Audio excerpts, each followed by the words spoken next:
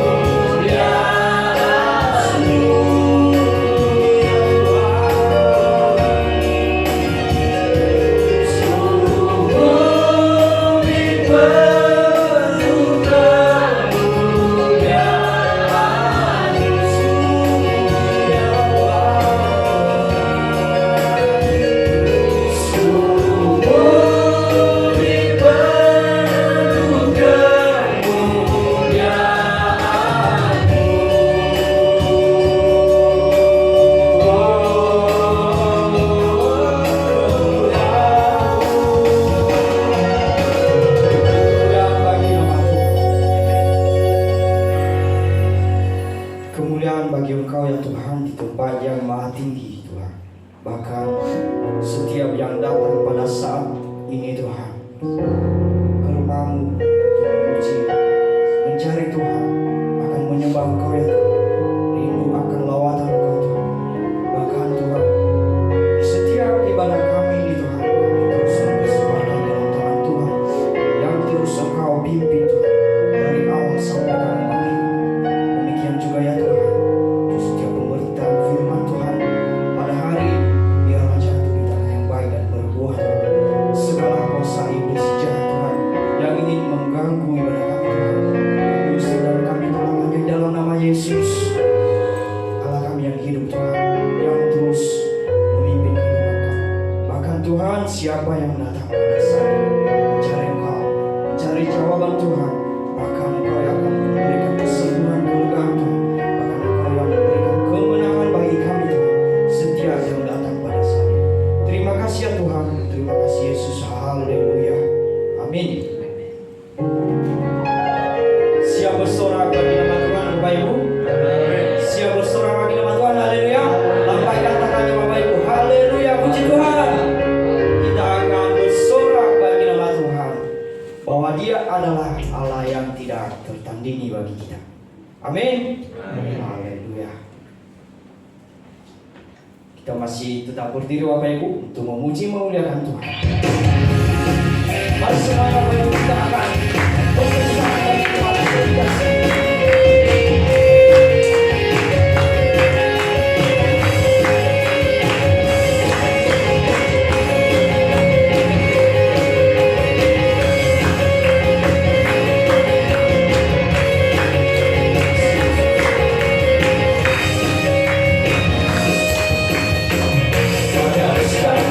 Kau bangkitkan kekuatannya yang hilang.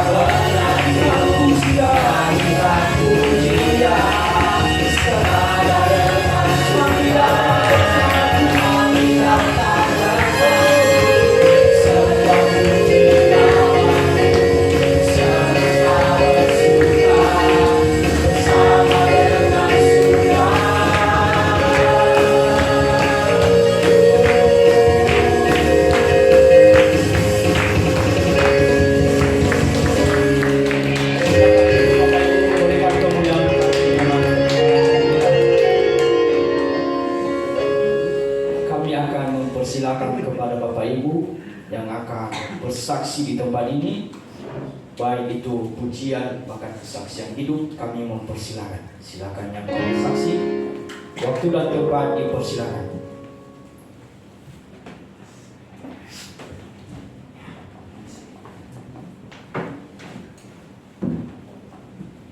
Salam semuanya.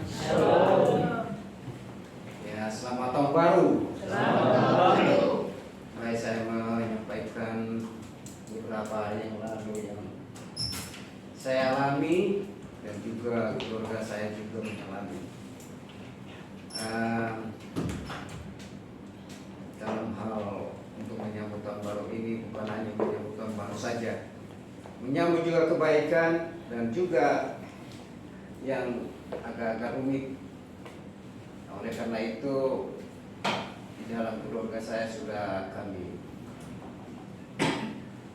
saling memperbaiki, mungkin juga oleh saudara yang kita telah berkumpul di tempat ini mungkin begitu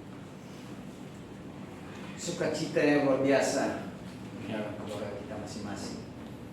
Karena itu yang saya sampaikan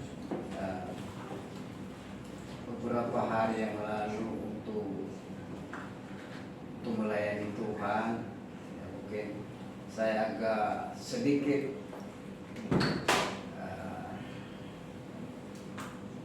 tidak memuaskan Bapak dan Ibu di dalam pelayanan saya.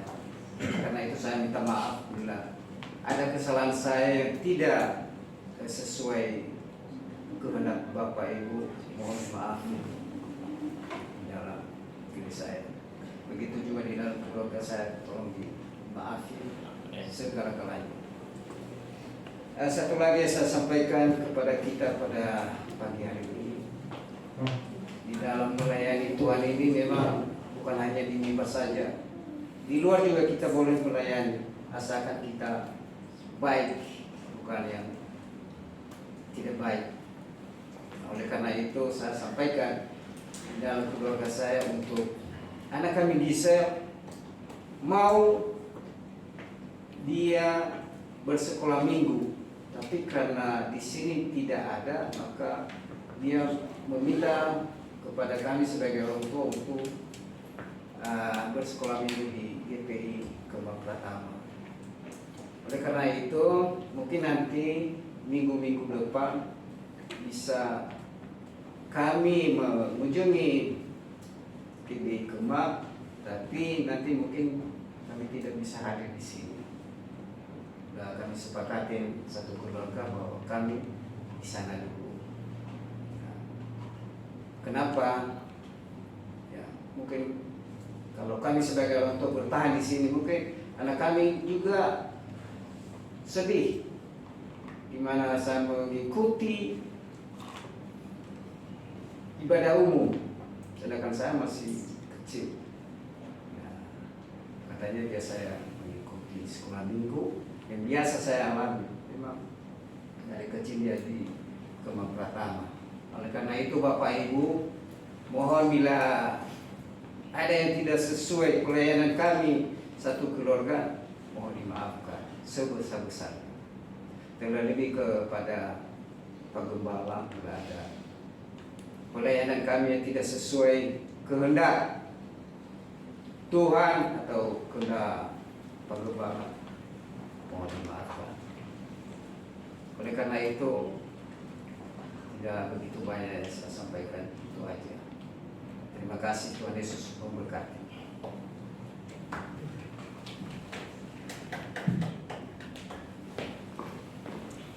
Baik, terima kasih untuk sebuah visian tempat ini. Kita berterima kasih. Memang di setiap kehidupan kita itu pasti banyak tantangan dan pasti banyak ujian, dan itu berguna untuk kita saling terus belajar. Oke, baik Bapak Ibu, masih ada yang mau menyaksikan cinta kasih Tuhan tempat ini? Ada yang mau memberikan pujian?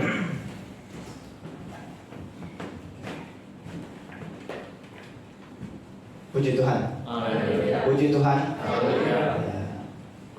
Terima terima kasih kesempatan yang diberikan bagi kami di tempat ini, di depan sini, bahwa informasi sebelumnya dulu, minggu ini adalah minggu testimoni. Jadi bagi Bapak Ibu yang ingin bersaksi, mungkin membawa pujian penyembahan, mungkin ada mengalami suka duka selama 8 hari setelah menginjakkan kaki di 2023 ini, mungkin ada yang bisa dibagikan dan diberkat. Yang saya ingin bagikan bagi kita Bapak Ibu, saya mengucap syukur sampai detik ini, sampai saat ini saya masih diberikan kesehatan, diberikan kemampuan. Mungkin beberapa hari yang lalu ketika kita ibadah akhir tahun dan ketika ibadah awal tahun, Pak Gembala sudah mempresent bahwa sebentar lagi anak kita ini akan selesai, sebentar lagi kita ini akan mengakhiri masa studinya di jenjang yang awal. Saya berpikir ini bukanlah akhir, karena masih banyak lagi setelah strata 1, strata 2, strata 3 dan segala macamnya. Kita terus belajar, long life education, sepanjang hidup kita akan terus belajar. Saya mengucap syukur hingga saat ini diberikan Tuhan berikan saya kemampuan, Tuhan berikan saya kesempatan untuk terus belajar di lingkungan orang-orang yang baik, orang-orang yang berikan saya pembelajaran maupun pelajaran hidup maupun pelajaran studi akademi. Ya, minggu-minggunya lah minggu-minggu jujur akhir-akhir ini minggu-minggu ujian ya. Minggu-minggu ujian bagi kalian yang mahasiswa, bagi teman-teman mungkin yang SMA SMP udah kelar ya. Jadi teman-teman juga ada yang bakalan beranjak masuk kelas 3, akhir dari masa SMP-nya, mungkin masuk kelas 3 SMA, mengakhiri nanti untuk mengakhiri masa sekolah 12 tahun yang wajib ya. Jadi yang saya bagikan itu, jangan berpikiran bahwa capek belajar.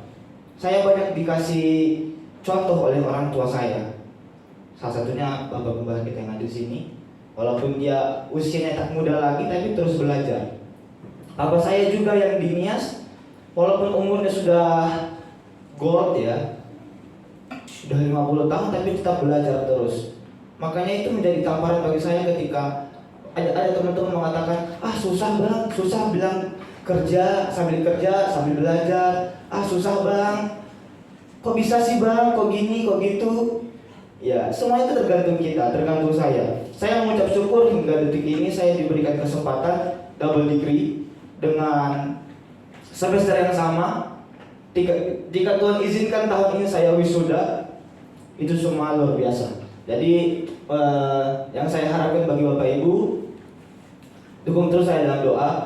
Saya merasakan akhir-akhir ini, di akhir-akhir semester ini mulai jangan cepat-cepat kelarin gitu. Tapi banyak yang bilang cepat kelarin lah biar bisa lanjut lagi strata 2 lah dan segala macamnya. Tapi saya berpikir saat-saat akhir-akhir ini saya pengen cari hal yang baru. Sepertinya belajar itu sangat seperti itu saja, mengalir seperti itu saja. Saya ingin ujian yang kerjakan tugasnya. Sepertinya hal-hal yang repeat, hal-hal yang selalu diulang-ulang itu cukup membosankan. Saya merasakan di sini. Saya juga punya teman setingkat dengan di sini ada Pak Guru Gea. Saya kurang tahu bagaimana Pak Guru Gea mengatur waktunya dengan kuliahnya. Ya, dia kuliah dari pagi sampai sore, tapi dia masih memberikan waktu untuk kuliah.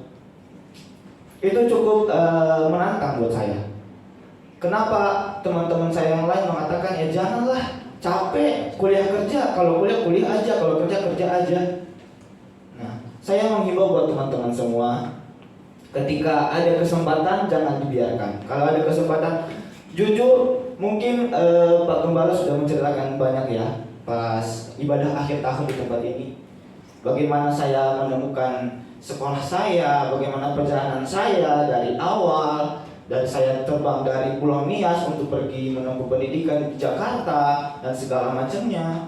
Itu semua bukan karena kehendak saya. Jujur masuk di universitas yang sekarang dengan konsentrasi pendidikan yang sekarang bukan kemauan saya Bapak Ibu. Jika Bapak Ibu tanya kepada bapak-bapak saya nggak ada niat masuk di teologi, saya nggak ada niat masuk di komputer atau IT yang sekarang namanya. Saya nggak ada basic di situ. Saya basicnya itu ingin seni. Saya itu saya pengen jalan terus, pengen main terus. Karena saya berpikir kalau seorang seniman itu ya mainnya itu di kafe, mainnya itu di tongkrongan. Pengennya seperti itu Bapak Ibu. Sebelum saya berpikiran saya pengen jadi seorang seniman, saya itu pengen jadi IPDN. Tapi mungkin bukan jalannya. Saya terbang kemana, kayak saya berapa kali tes ke Medan, berapa kali saya pulang pergi Medan setelah saya SMA, tapi Tuhan tidak izinkan. Saya tidak diizinkan Tuhan, mungkin bukan saatnya. Saya percaya bahwa akan ada waktunya kalau saya, mungkin saya pengen coba deh. Cuman bukan saatnya untuk kamu bukan di sini, bukan waktunya kamu di sini, bukan waktunya kamu masuk di sini bukan waktunya. Tetapi di waktu yang tepat, di waktu yang pas, sampai saat ini saya diarahkan saja dan bukan berarti tidak menemui kesusahan ya, tetapi Tuhan terus berkati pendidikan saya. Yang saya berpikir kok bisa seorang saya datang ke Jakarta diceburin, kamu tuh masuk di IT aja, kamu masuk tuh di teologi.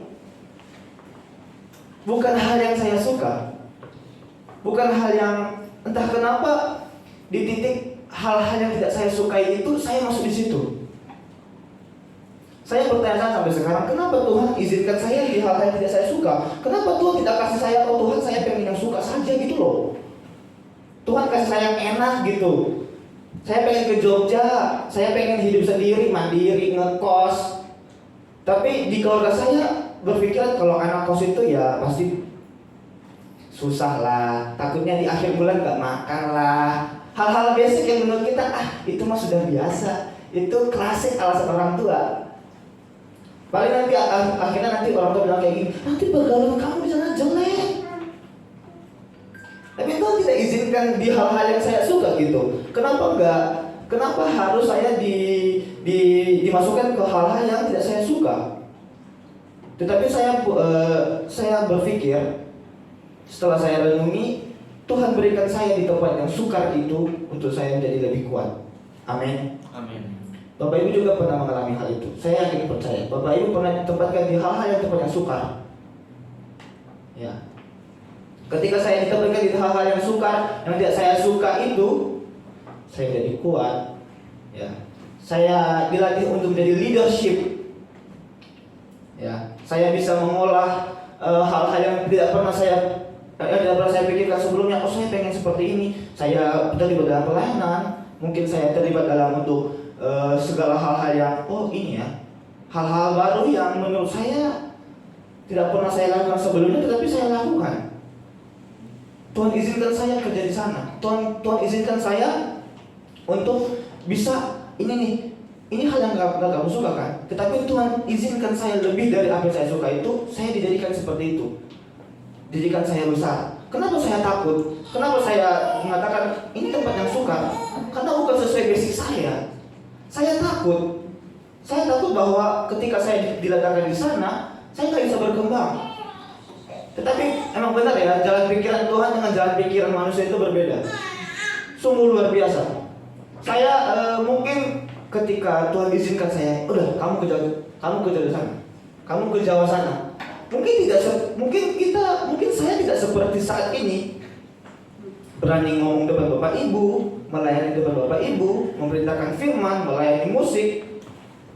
Mungkin saya hari Minggu kayak gini, kayaknya enak tiduran deh. Mungkin seperti itu. Ya mungkin orang tua dapat, kamu udah ibadah belum? Ya paling bilang, udah Pak tadi. Ibadah pagi jam 8, padahal baru bangun. Mungkin saya bisa lakukan hal-hal yang seperti itu, tetapi Tuhan izinkan saya sampai saat ini diberikan kemampuan, diberikan kesehatan, diberikan di lingkungan, di circle yang bisa membangun saya. Nah, jadi Bapak Ibu yang saya bagikan bahwa hal-hal yang tidak pernah dipikirkan sebelumnya, hal-hal yang sukar itu dilewati saja. Ya, ketika kita ditempatkan di tempat-tempat yang gak suka kita itu, nikmati apa ya? Gimana mengatakannya ya?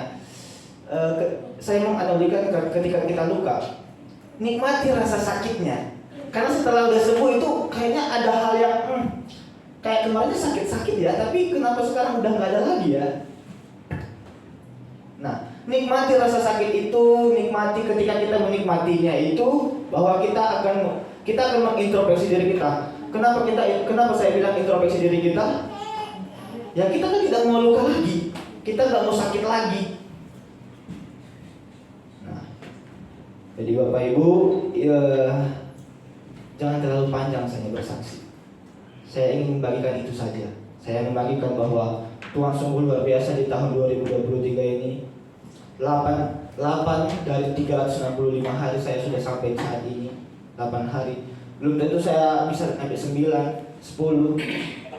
Saya ingin bercerita juga sedikit. Selama dari tanggal 1 sampai tanggal 8 ini, banyak keluarga kami yang meninggal. Dan meninggal muda. Ada salah satu saudara saya manggilnya kakak. Jadi kita sepantaran kalau di keturunan kita sepantaran. Belum punya anak, baru nikah 2 tahun yang lalu dan suaminya sudah meninggal. Nobody knows. Sampai yang tahu besok, sebentar lagi, 1 menit lagi ke depan, sampai yang tahu. Ya, kita bisa sampai nanti malam belum tentu ada yang tahu. Jadi nikmati berkat Tuhan, nikmati, syukuri bagi teman-teman. Walaupun teman-teman masih kecil, masih muda, ya. Saya percaya bahwa bapak-bapak ibu ini udah anak-anak Allah lah, udah ngerti firman lah ya, sudah lahir dan tumbuh di Kristen, ya, tidak akan goyah. Saya percaya bahwa pengikut-pengikut Kristus, amin. Amin. Anak-anak muda nih, dan saya juga anak-anak muda nih, ya, anak-anak muda. Walaupun ada nih anak teologi nih, jangan berarti saya anak teologi, saya udah S1, saya udah S2. Tapi hey teman-teman, ingat bahwa banyak orang-orang di sana yang sudah berpendidikan tinggi tapi masih bisa melupakan Tuhan. Jadi itulah saya ingin bagikan teman-teman, Bapak Ibu semua. Saya bersyukur hingga saat ini Tuhan telah berkati saya, dan saya minta dukungan doanya sepanjang tahun ini biar terus Tuhan berkati, berikan kesehatan terus hingga apapun yang saya planning, apapun yang saya rencanakan, biar Tuhan terus berkati. Puji Tuhan. Amin.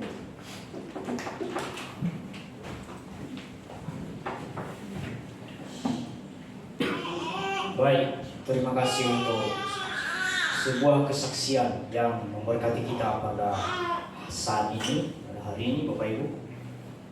Jadi setiap kehidupan pasti berbeda-beda.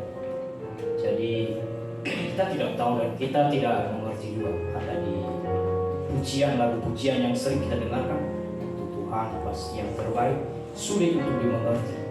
Kita tidak tahu hari esok bagaimana, seminggu ke depan bagaimana, nanti pun kita nggak tahu. Tapi biarlah Tuhan yang terus berkehendak bagi kita. Maka dari itu Bapak Ibu, bagi yang mau bersaksi lagi bagi Tuhan, kami persilakan.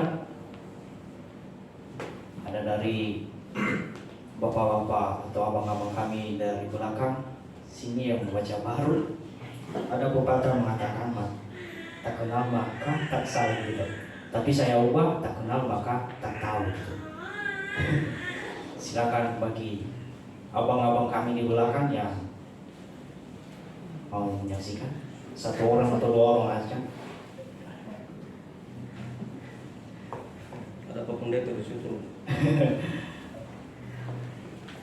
Mau itu Pak Pendeta. Haleluya, shalom Bapak Ibu. Shalom. Sebelum bersaksi, kami akan memperkenalkan diri dulu karena baru ketemu ya, kecuali Pak Gembala ya, sudah sering ketemu. Enggak kenal. Haleluya. Kami dari Jakarta tadi naik motor ya, nggak ada mobil. mobilnya lagi benar di bengkel, baru kelar Tuhan datang.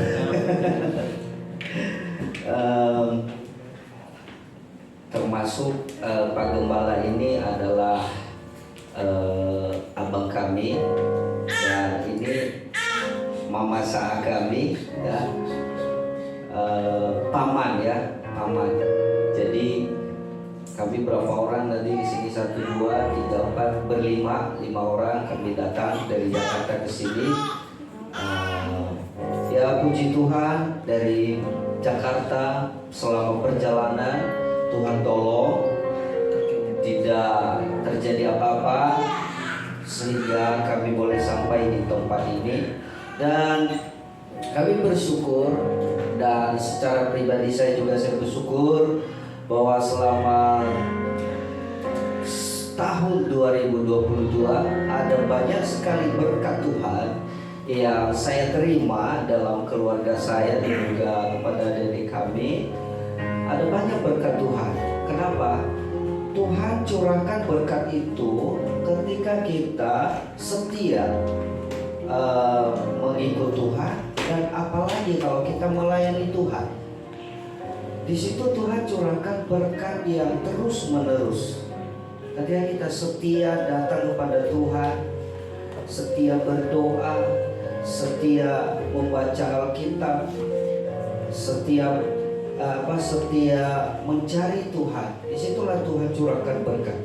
Tetapi kalau saya dalam diri saya sendiri, saya sudah mengalami Bapak Ibu, ketika saya malas-malasan melayani Tuhan dan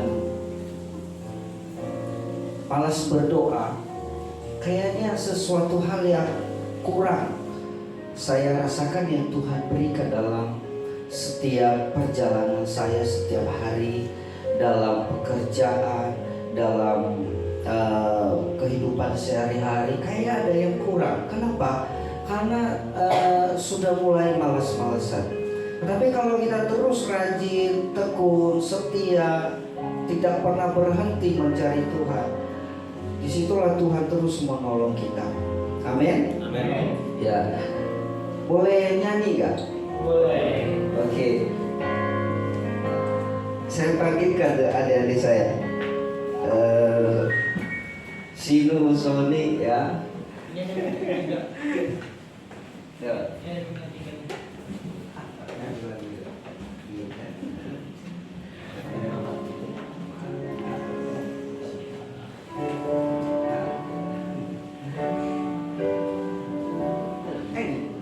Oh, berdua doang.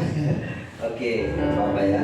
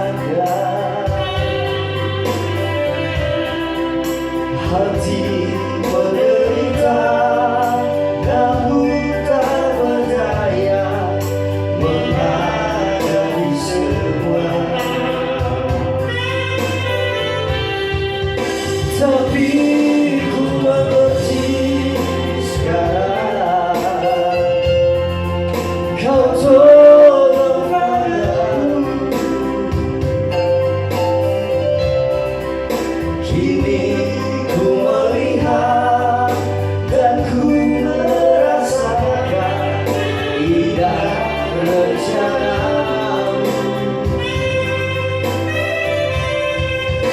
Kini ku mengerti sekarang, kau tolong padaku.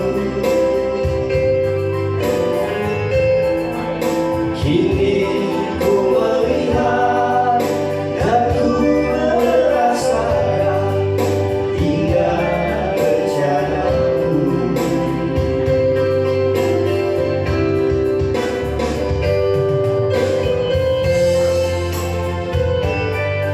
Sungguh indah rencanamu Tuhan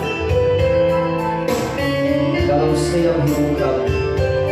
Kau mengerti setiap kehidupan kami dalam perjalanan kami. Ajar kami supaya kami tetap setia melayani Tuhan.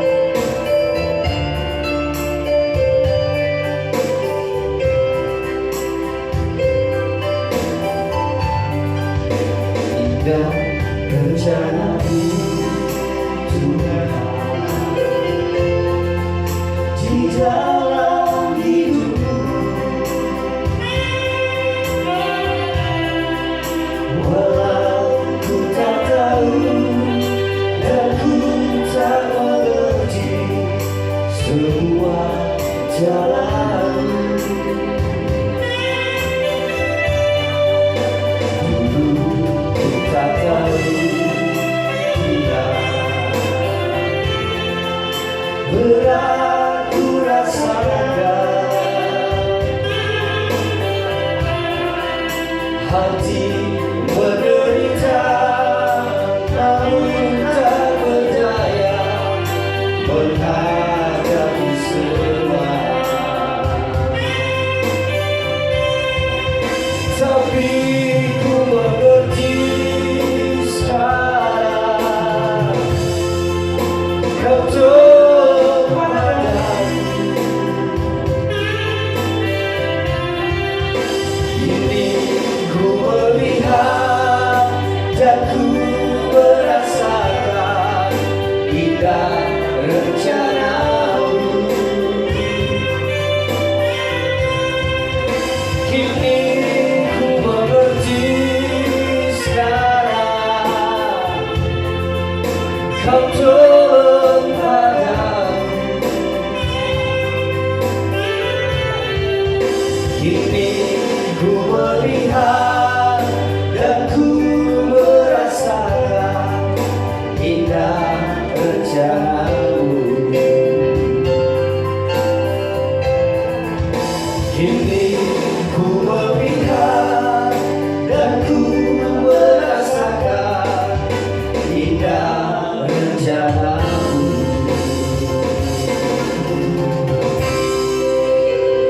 Puji Tuhan, Tuhan Yesus memberkati.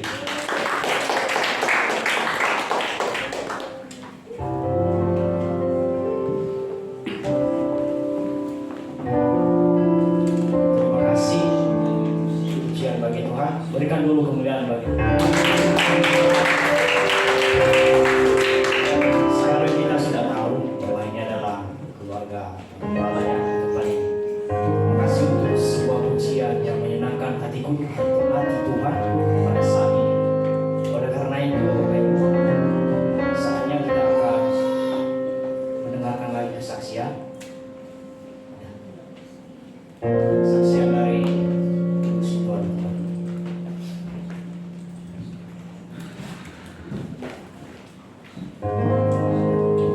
Shalom semuanya. Puji Tuhan. Terima kasih untuk telah mengusahakan untuk menyaksikan kebaikan Tuhan dalam kehidupan kami di sepanjang tahun ini. Puji Tuhan, walau banyak rintangan yang tetap tadi yang Bapak bisa bilang, banyak rintangan yang kami alami. Puji Tuhan semua itu sudah bisa kita atasi, dan memang satu-satunya tadi yang dia bilang itu ya tentang anak kami Gisel. Memang sebelum beberapa minggu kemudian ini dia selalu bilang ke saya, "Mak, ayolah kita ke Kemang lagi. Teman-teman saya mau banyak banget di sana," dan aduh enak loh, ya namanya anak kecil kan kita nggak bisa memaksa. Enak loh mak, teman-teman saya dan kakak-kakak pada ini nanya-nanyain saya, kemarin saya di situ kan. Terus, aduh aku mau ke situ lah mak. Nah, bagaimana? Pikir saya yang kami alami, saya tidak tahu bagaimana rencana Tuhan. Dan kalau memang semuanya itu kita jalankan, Tuhan pasti teratasi semuanya. Jadi yang untuk sementara kalau memang anak kami Gisel dia memilih di sana, ya boleh nanti kami antarkan di sana. Tapi kalau bukan dalam arti nanti kalau kami udah di sana, ya mungkin kami nggak mau melayani di sini. Tapi kalau saya masih dipercayakan, nanti kalau ada waktu lain, ya boleh saya melayani seperti kayak gini single. Ya kalau misalkan tidak bertentangan dengan waktu yang di sana ya. Kami ibadah di sana, nanti kalau misalkan bisa dipercayakan di sini lagi, saya boleh. Tapi kalau nggak boleh juga tidak memaksa. Nah itu semua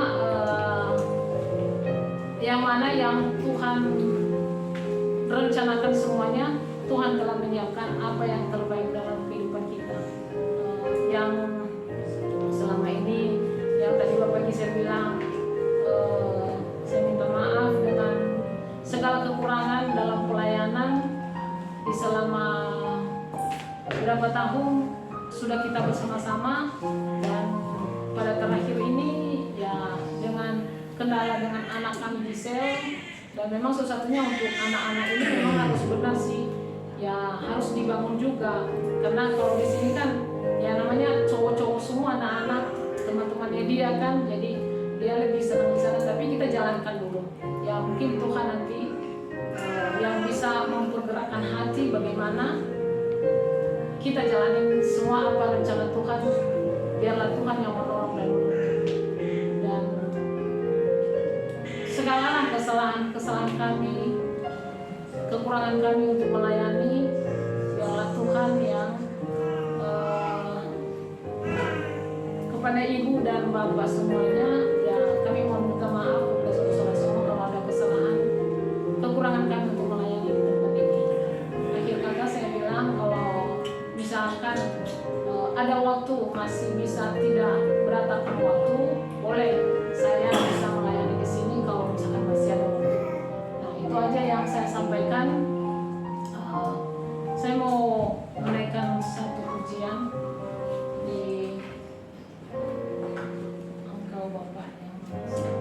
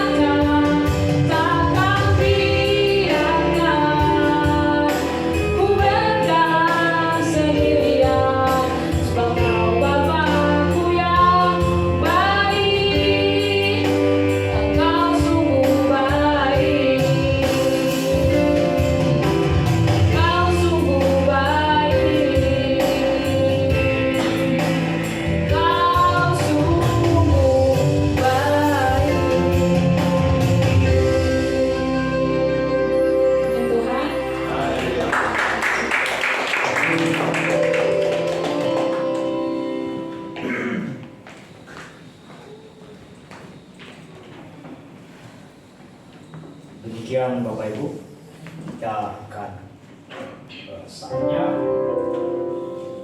Dan sebelum itu kita berterima kasih semua pujian dan kesaksian bagi Bapak Ibu yang memberkati kita saat ini.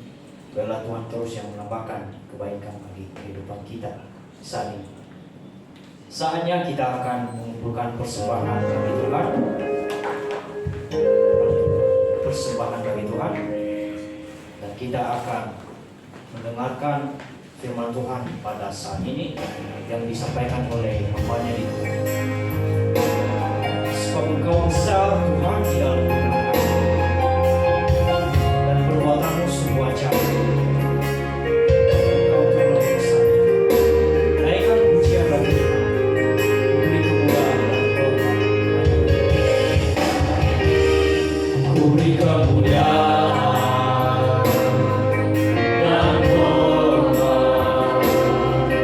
Ku angkat suara pujian. Ku agungkan nama-Mu. Ku beri kemuliaan dan hormat. Ku angkat suara pujian. Ku agungkan nama-Mu. Sebab Kau besar, perbuatan-Mu ajaib. Tiada seperti Engkau, tiada seperti Engkau. Sebab Kau besar, perbuatan-Mu ajaib. Tiada seperti Engkau,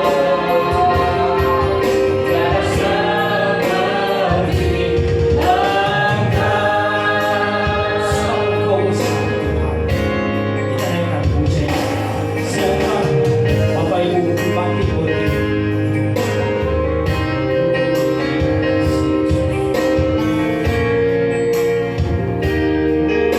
Mari siap mengikuti Bapak Ibu menerima setiap firman yang bangsa.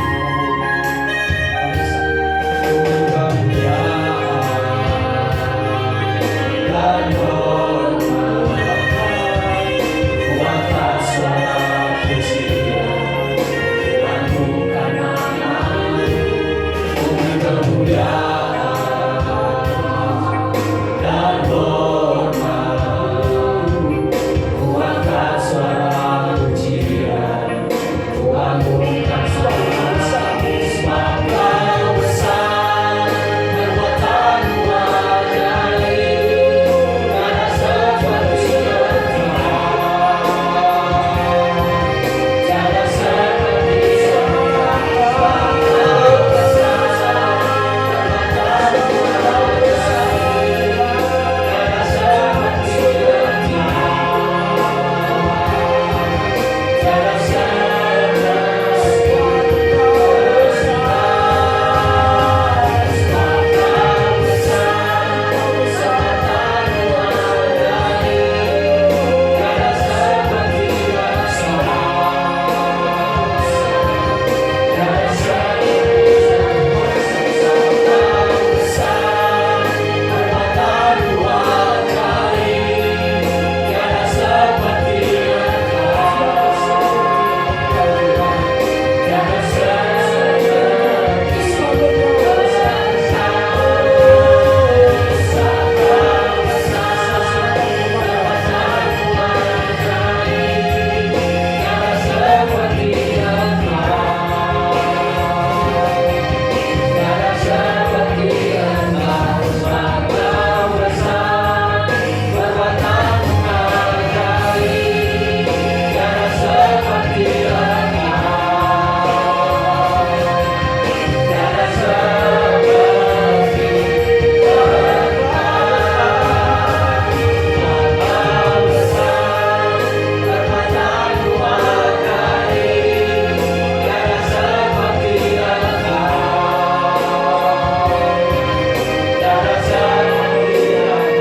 Sebab Kau besar, perbuatan-Mu ajaib. Tiada seperti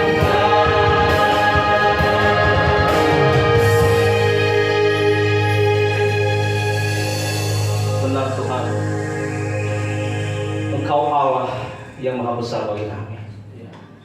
Tiada Allah seperti Engkau. Oleh karena Engkau kami ada Tuhan. Sudah selayaknya kami menaikkan penyembahan kami hanya untuk saja.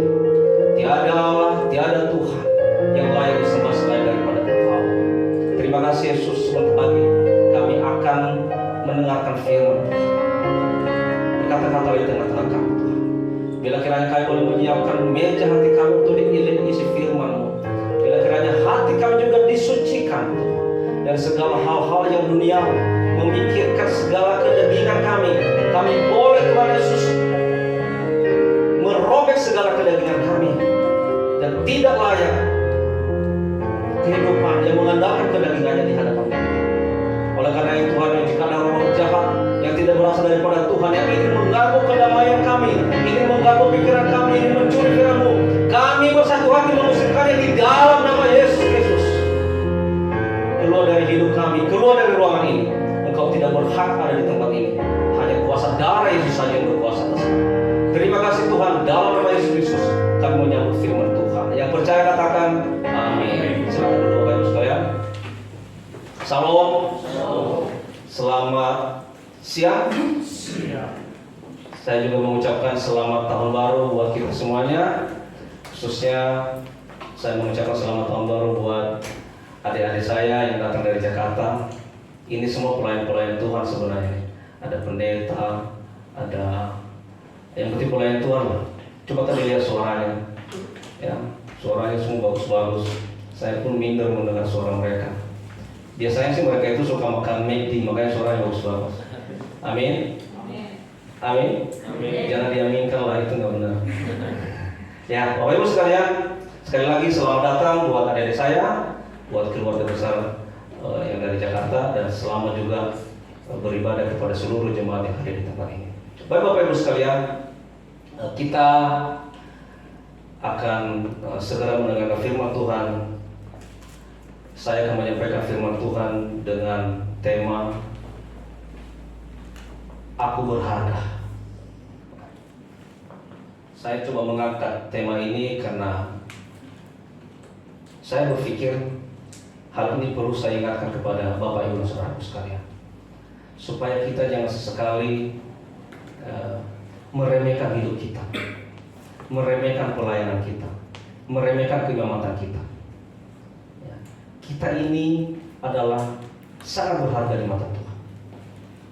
Saya berkali-kali menyampaikan di depan ini, ketika kita baik-baik saja, ketika kita sehat-sehat saja, mungkin kita menganggap hidup ini biasa-biasa saja. Tapi coba ketika kita menghadapi padang gurun, coba ketika kita jatuh, coba ketika kita sakit, barulah kita meriang, barulah kita berteriak, Tuhan tolong Tuhan. Kerjaan kita ini hanya minta tolong, dan minta tolong. Tapi terkadang kita ini hanya bisa menuntut hak, tapi tidak sadar akan kewajiban kita. Di dunia sekuler saja, ya, pegawai atau karyawan yang kerjanya hanya menuntut hak, maka siap-siaplah engkau akan di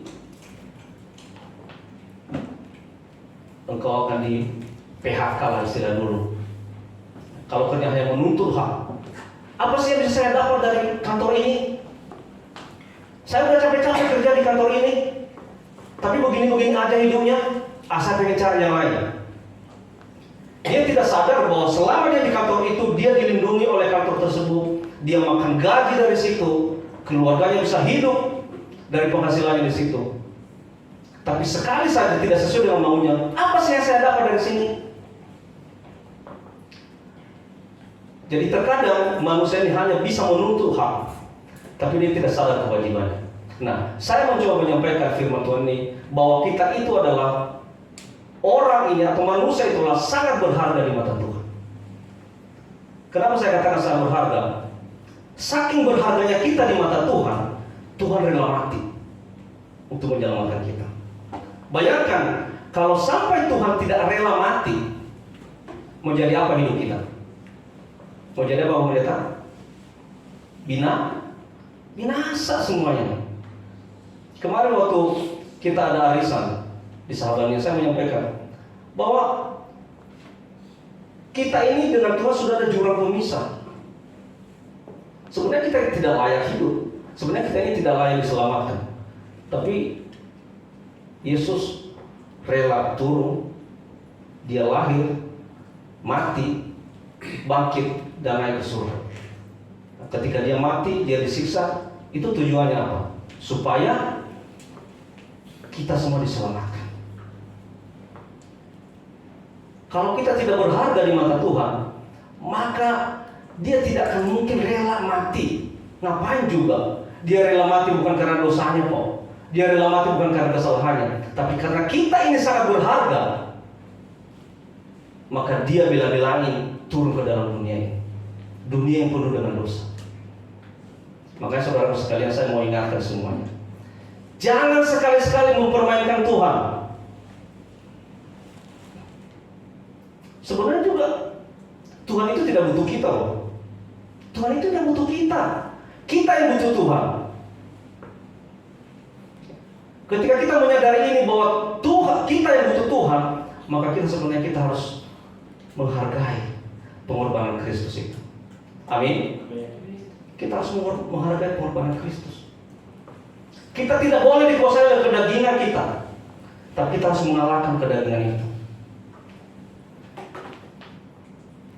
Kita baca dari Yesaya pasal 23 ayat 4a. Kita baca bersama-sama, lihat monitor. 1, 2, 3.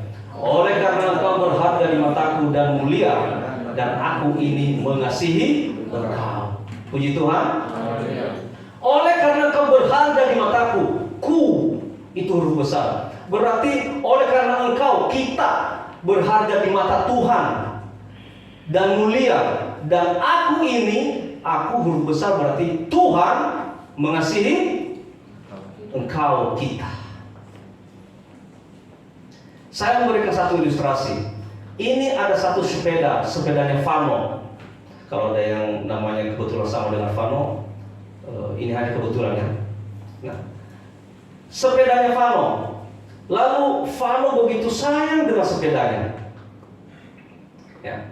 Saking sayangnya, maka kemana-mana dia itu pakai sepeda. Kemana-mana sepedanya ini dibawa kemana-mana, dan dia bangga memakai sepeda itu. Ya. Lalu suatu saat sepedanya Vano ini hilang, dan dia begitu sedih. Kenapa dia begitu sedih? Karena sepeda sangat berharga bagi Vano. Mungkin bagi kita yang tidak butuh sepeda, ya kita begitu sedih melihat sepeda yang hilang. Tapi bagi Vano yang menganggap sepeda itu sangat berharga bagi dia, ketika hilang dia begitu sedih. Artinya kan itu sesuatu yang sangat berharga bagi Vano. Saudaraku sekalian, kita ini bagaikan sepeda di mata Tuhan seperti tadi. Berarti kita ini begitu berharga di mata Tuhan. Ketika kita sesat, ketika kita jatuh dalam lumpur dosa, ketika kita tidak tahu kewajiban kita, ketika rohani kita tidak bisa bertumbuh, ketika kita tidak bisa menghargai kasih karunia Tuhan, maka Tuhan begitu sedih. Seperti saya katakan tadi, seperti si Vano, sepedanya hilang, dia begitu sedih melihat sepedanya hilang. Mungkin bagi dunia kita ini biasa saja, mungkin bagi dunia kita ini tidak begitu berharga, tidak dipandang. Tapi di mata Tuhan, kita ini adalah sangat berharga. Mungkin kalau kita punya kenalan pejabat tinggi, wali kota misalnya, atau gubernur, ya, ketika gubernur berdiri di depan umum dan dia menyebut namanya Pak Guru, oh Pak Guru itu adalah teman lama saya. Mungkin Pak Guru begitu bangga ya Pak Guru ya. Wah, saya disebutkan oleh Pak Gubernur. Ya, mungkin Pak Guru juga keluar dari ruangan itu dengan mengusungkan dada. Oh, ini kenalan gubernur loh ini, temannya gubernur. Itu baru pejabat dunia, saudara sekalian. Tapi kita ini semua adalah sangat berharga di mata Tuhan. Amin. Sangat berharga di mata Tuhan. Kita harus bangga. Karena kita ini bukan hanya berharga di mata pejabat dunia, Kita bukannya berharga di matanya konglomerat atau siapalah di dunia ini, tapi kita berharga di mata Tuhan. Makanya dulu ya, sebelum saya bertobat, sebelum saya mengenal kebenaran, ya, melihat orang kaya itu, saya begitu kagum. Wih, kaya. Wih, mobilnya kinclong. Wih, ganti mobil lagi. Wih, rumah baru lagi dan sebagainya. Saya begitu kagum melihat orang-orang kaya. Tapi setelah saya tahu kebenaran, saya berpikir, sebesar apa sih kekayaanmu? Sehebat apa sih kamu? Allahku jauh lebih kaya. Amin. Amin. Allahku jauh lebih kaya. Karena Allah yang memiliki semuanya. Apapun dalam dunia ini, kekayaan, jabatan, apapun, Allah yang memiliki. Nah, ketika kita di dalam Allah, maka kitalah yang memiliki semuanya itu. Amin. Amin. Aku berharga di mata Tuhan. Mama, papa sangat berharga di mata Tuhan. Jadi manusia, kita semua sangat berharga di mata Allah. Oleh karena itu, saya mengingatkan kita kembali. Hidup kita ini adalah bukan milik kita. Hidupmu adalah sudah ditebus oleh Yesus di kayu salib. Amin. Oleh karenanya, engkau tidak boleh memperlakukan hidupmu sembarangan. Ini punya saya ini. Ketika punya saya ini diambil sama Sinto Okta, ya. Lalu Sinto Okta mempermainkan pointer saya ini dengan macam-macam, dibuanglah, diinjak dan sebagainya. Saya marah nggak? Marah. Kenapa? Ini milik saya. Sama. Hidup kita ini adalah milik Tuhan.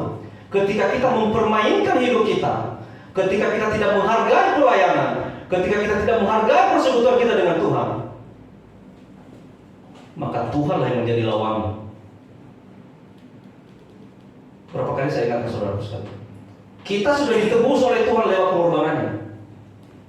Oleh karena itu kita tidak berhak memperlakukan kehidupan kita seenak kita. Kita milik Tuhan dan kita sangat berharga di mata Tuhan. Amin. Amin. Kasih Allah kepada manusia melebihi kasih manusia. Mungkin yang kita tahu, yang paling besar kasih kepada kita di dunia ini adalah orang tua kita. Khususnya ibu. Orang tua kita mengandung selama 9 bulan, ya, suka dukanya dialami, derita dialami, senangnya dialami. Ketika kita lahir lagi, itu taruhan nyawa. Katakanlah itulah wakil Tuhan yang kita lihat di dunia ini. Tapi kasih Allah jauh lebih besar daripada kasih manusia. Ya.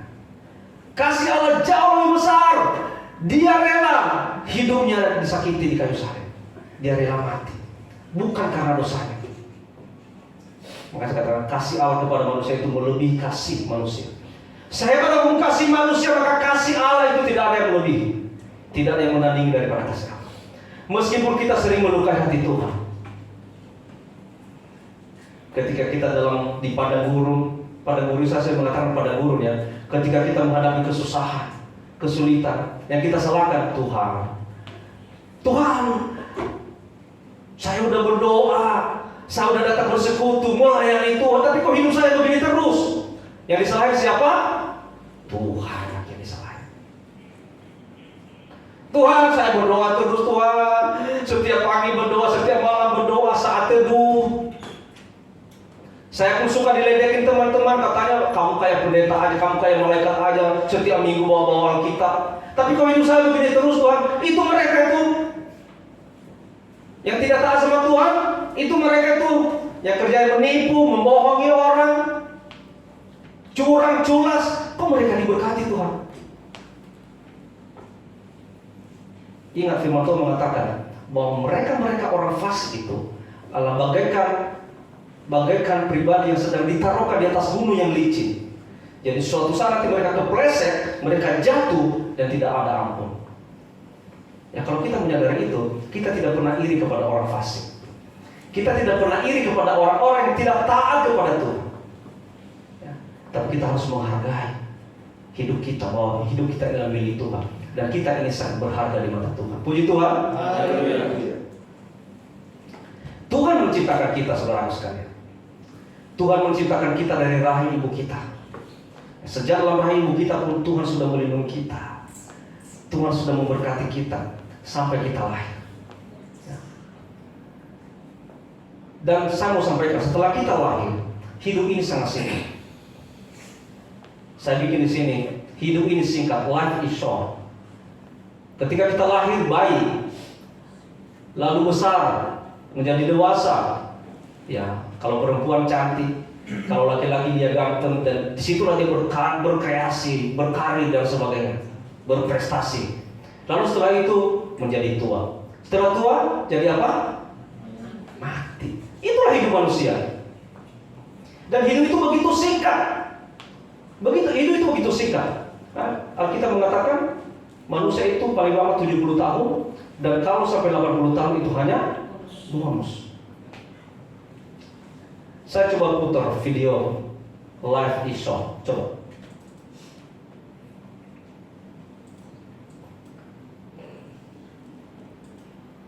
Mana suaranya?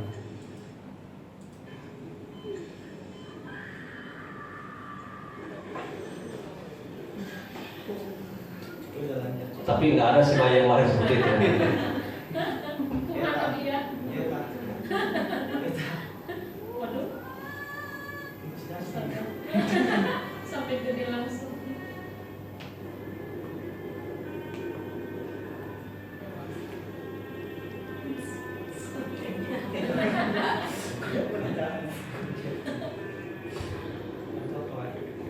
Endo kaki kakas. Aku boleh baca. Wah. Udah, itulah hidup manusia. Itulah hidup manusia. Lahir begitu cepat. Jadi remaja, jadi pemuda, jadi dewasa, nikah, jadi orang tua. Habis itu, jadi jangan anggap hidupmu itu selamanya di dunia ini. Jadi jangan menghalalkan segala cara untuk mempertahankan hidup di dunia. Ya. Kita ini di dunia hanya bagaikan kayak ngontrak saja. Ya, sebentar hilang, lahir langsung tujuannya ke kuburan. Nah sekarang pertanyaannya begini, kemana hidupmu setelah kematian? Ke surgakah atau ke neraka? Kalau saya tanya kepada saudara sekalian, di mana hidupmu, pasti semua menjawab ke semuanya, pasti menjawab ke surga. Nggak ada yang mau ke neraka. Ya. Kalau bisa, manusia itu maunya kalau bisa dia berbuat jahat, tapi nanti matinya ke, itulah maunya manusia. Manusia itu cenderung nggak mau susah. Manusia itu cenderung pengen enak. Ya, kalaupun misalnya di kekristenan diizinkan punya istri 10, mungkin juga pada pengen punya istri 10. Kenapa? Itu enak. Ya, kalau berantem sama istri yang satu, dia ke istri yang satu. Berantem sama istri yang satu, ke istri yang satu lagi. Ya, dia cari yang enak semuanya. Tapi dia, bila perlu, kalau diizinkan suami itu bisa memukul istri, kerjanya memukulin istri, nggak dengar tempeleng, nggak dengar tendang. Kalau diizinkan ya, tapi kan firman Tuhan melarang itu. Itulah manusia cenderung pengen yang enak. Tapi setelah meninggal, setelah mati maunya kemana? Ke surga. Manusia itu cenderung enak. Bila perlu nggak usah kerja, nggak usah berusaha, tapi kaya.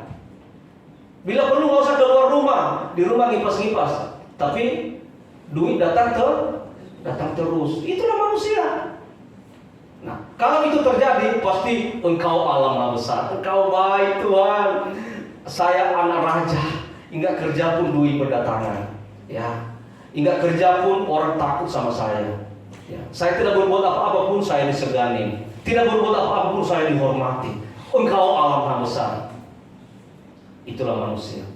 Nah, kemana hidupmu setelah kematian? Ke surga atau ke neraka? Bukan saya yang menentukan. Yang menentukan adalah pilihan ada di tangan saudara sekalian. Ketika semasa hidupmu engkau menyenangkan hati Tuhan, engkau menjadi pelaku firman Tuhan, maka tempatmu di surga yang kekal. Ketika selama hidupmu engkau hanya bikin kesal Tuhan, engkau mempermainkan Tuhan, dan engkau tidak pernah menghargai keimamanmu, Dan bila perlu engkau menghina Tuhan dalam sikapmu, maka tempatmu adalah neraka yang kekal. Itu firman Tuhan mengatakan itu, saudara sekalian. Kemana hidup setelah kematian? Pilihan ada di tangan kita. Saya juga nggak tahu hidup saya kemana setelah saya mati. Tapi saya berusaha sekarang. Ya, selama saya hidup, saya berusaha menjadi pelaku firman Tuhan. Saya berusaha menjadi pribadi yang menyenangkan hati Tuhan. Ya, saya berusaha untuk menghindari dosa. Saya berusaha menghindari sakit hati Tuhan. Saya berusaha tidak melukai hati Tuhan. Maka saya percaya kalau saya melakukan itu, saya akan menjadi bagian dalam kerajaan surga. Amin. Amin. Manusia dan Tuhan semenjak Adam melanggar perintah Tuhan di Taman Eden, maka terjadilah jurang pemisah antara manusia dengan Tuhan. Dulu sebelum Adam berbuat dosa, Adam itu dengan Tuhan mereka pergi bersama-sama. Mereka bisa bicara bareng-bareng. Ya, Adam minta apa tinggal minta. Tuhan, aku mau ini, Tuhan kasih. Dan dikatakan pun langkah kaki Tuhan saja Adam dengar, Hawa dengar. Tapi setelah Adam melanggar perintah Tuhan, maka terjadilah jurang pemisah antara manusia dengan Allah. Manusia tidak bisa lagi melihat Allah. Manusia tidak bisa lagi bertemu dengan Allah. Ada jurang pemisah. Nah, kalau ada jurang pemisah, sementara keselamatan itu hanya ada kepada Allah. Kalau manusia tidak bisa lagi ketemu dengan Allah, maka dipastikan manusia ini semua binasa. Ketika manusia tidak bisa lagi bicara dengan Allah, tidak bisa bertemu, tidak bisa minta tolong, maka dipastikan manusia akan binasa. Apa jurang pemisah itu? Adalah dosa. Itulah jurang pemisah. Dosa yang awalnya dibuat oleh Adam, ya, melalui istrinya Hawa, karena mereka tergoda dan ditipu oleh si iblis itu. Ya. Dosa yang menjadi pemisah antara manusia dengan Allah. Itulah jurang yang memisahkan manusia dengan Allah, dosa. Ya.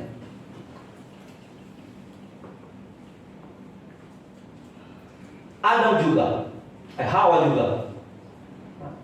Allah mengatakan apa, tapi dia menyampaikan apa.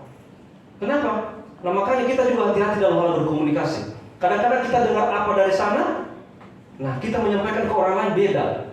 Kita tambah-tambahkan atau kita kurangi. Coba, Allah perintahkan apa kepada Adam, tapi Hawa menyampaikan apa kepada ular, ditambah-tambahkan. Coba deh, siapa yang bisa baca? Ya, siapa yang bisa baca? Allah perintahkan apa kepada Adam? Coba buka Kejadian pasal 2 ayat 16. Ria baca.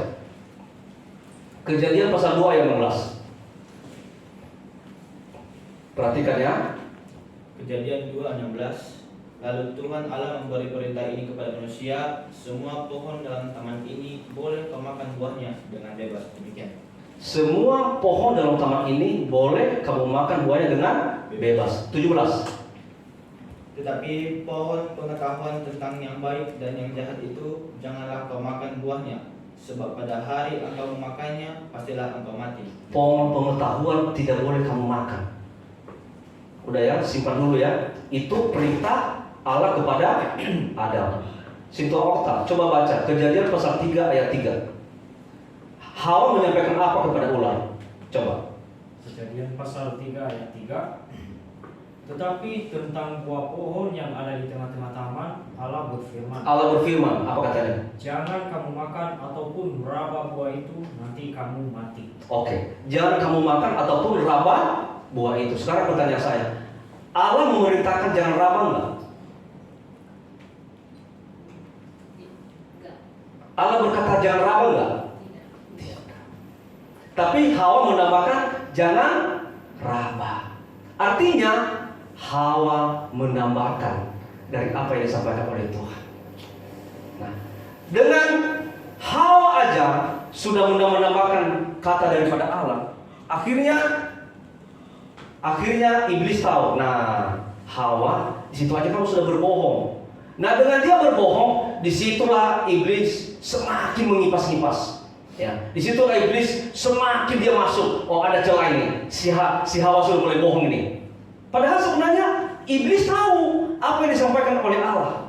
Karena kenapa? Iblis itu pintar, saudaraku sekalian. Jangan pikir iblis itu bodoh. Iblis itu awalnya dia itu penghulu malaikat.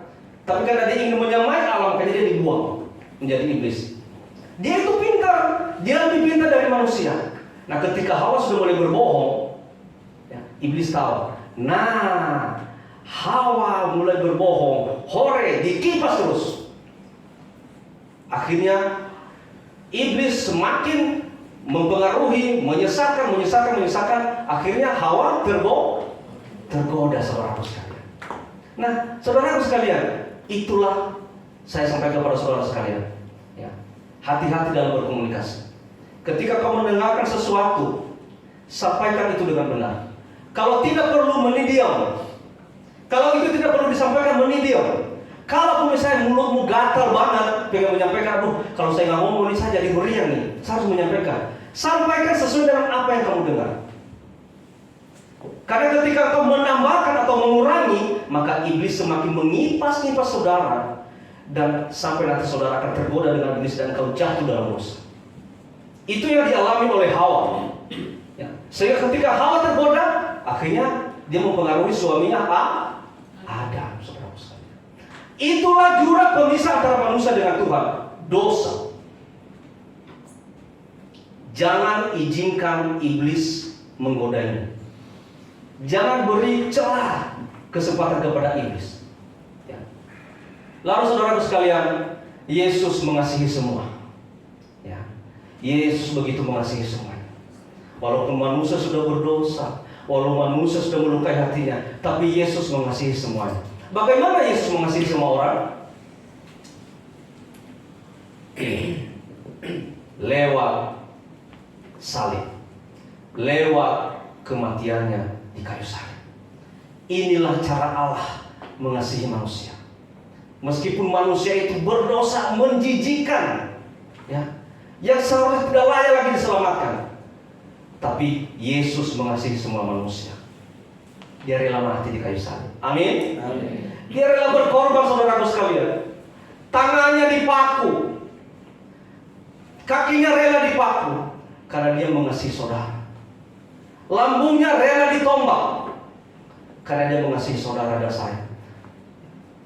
Kepalanya rela diberikan mahkota duri, karena dia mengasihi saudara sekalian.